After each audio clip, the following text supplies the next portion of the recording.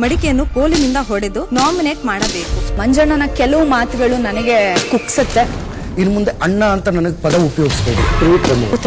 Trivikram personal ಆಗಿ target ಮಾಡೋದಿದೆ. ಸರಿ, ಟಾರ್ಗೆಟ್ ಏನು ದೊಡ್ಡ ಇದ ನೀನು? ಇನ್ನೊಬ್ಬರನ್ನ ತುಳಿದು ಬದುಕಬೇಕು, ತುಳಿದು ಮೇಲೆ ಬರಬೇಕು ಅನ್ನೋದಿದೆ ಗೊತ್ತಾ? ಎಲ್ಲವನ್ಗೂ ಗೊತ್ತು ಯಾವನೇನು ಅಂತ ಗಂಟ ಮಾತ್ರ ಎಲ್ಲವನ್ನೂ ಅಷ್ಟೇನೆ ಹಂಗ್ ವಾಯ್ಸ್ ಡ್ರೋರ್ ಮಾಡಿ ಮಾತಾಡ್ತೀವಿ ಅಂದ್ರೆ ನಮಗೂ ಬರುತ್ತೆ.